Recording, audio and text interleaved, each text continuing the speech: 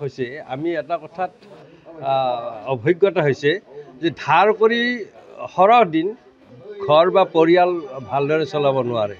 গতিকে নৱপ্ৰজন্মই যাতে এই কথাটোৰ ওপৰত কিছু নিৰ্ভৰ কৰে, মানে এমাহত আজি 1000 কোটি টকা, অহা মাহত 1500 কোটি টকা, এই যি ধাৰ বৃদ্ধি হৈ আছে ইয়াৰ ফলত একোটা পৰিয়াল ধ্বংস হোৱা আমি দেখিছোঁ।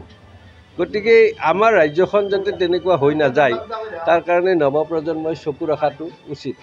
এখন অভাৰব্ৰিজ বা ৰাস্তা ঘাট পকীকৰণে দেশৰ উন্নতিৰ কথাটো নুবুজায়। যদিহে তাত বিত্তীয় ব্যৱস্থা ভাল থাকে তেনেহ'লে এইখিনিৰ উপৰিও আৰু বেছি শক্তিশালী হ'ব। গতিকে মই নাই এই ক্ষেত্ৰত মই মোৰ ক'ব লগা কথাখিনি ক'লোৱেই, কিন্তু মই ভাবোঁ এই ক্ষেত্ৰত যিহেতু গণতন্ত্ৰত চতুৰ্থ স্তম্ভ বুলি আপোনালোকক কয়, মোক নকয়, মই ৰাজনীতি কৰোঁ নকয়, কিন্তু আপোনালোকক কয় গণতন্ত্ৰৰ চতুৰ্থ স্তম্ভ তাৰ একোডাল ৰদ বুলি।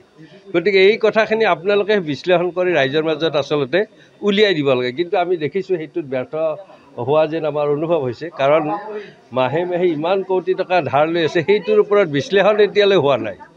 বাতৰিত 2-এজন মানুহে উষ্মা প্ৰকাশ কৰিছে, তাৰ কিবা সমালোচনা কেতিয়াবা হৈছে, কিন্তু তাৰ ওপৰত বিতং পৰ্যালোচনা হোৱা নাই, সেইটো আমি দেখিছোঁ।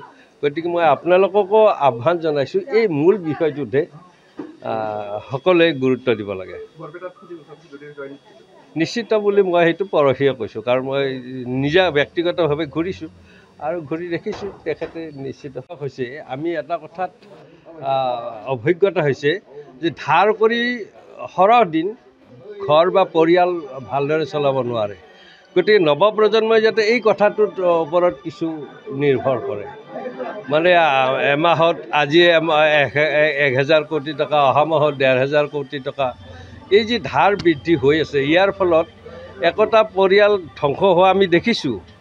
গতিকে আমাৰ ৰাজ্যখন যাতে তেনেকুৱা হৈ নাযায় তাৰ কাৰণে নৱপ্ৰজন্মই চকু ৰখাটো উচিত। এখন অভাৰব্ৰিজ বা ৰাস্তা ঘাট পকীকৰণে দেশৰ উন্নতিৰ কথাটো নুবুজায়।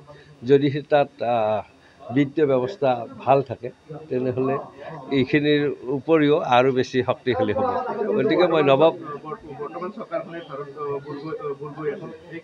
নাই এই ক্ষেত্ৰত মই মোৰ ক'ব লগা কথাখিনি ক'লোৱেই, কিন্তু মই ভাবোঁ এই ক্ষেত্ৰত যিহেতু গণতন্ত্ৰত চতুৰ্থ স্তম্ভ বুলি আপোনালোকক কয়, মোক নকয়, মই ৰাজনীতি কৰোঁ নকয়, কিন্তু আপোনালোকক কয় গণতন্ত্ৰৰ চতুৰ্থ স্তম্ভ তাৰ একোডাল ৰদ বুলি।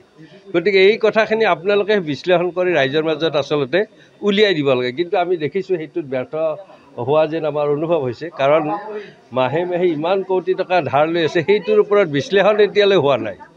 বাতৰিত 2-এজন মানুহে উষ্মা প্ৰকাশ কৰিছে, তাৰ কিবা সমালোচনা কেতিয়াবা হৈছে, কিন্তু তাৰ ওপৰত বিতং পৰ্যালোচনা হোৱা নাই, সেইটো আমি দেখিছোঁ।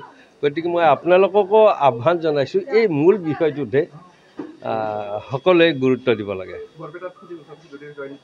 নিশ্চিত বুলি মই সেইটো পৰহিয়ে কৈছোঁ, কাৰণ মই নিজা ব্যক্তিগতভাৱে ঘূৰিছোঁ আৰু ঘূৰি দেখিছোঁ তেখেতে নিশ্চিতভাৱে জয়ী হ'ব।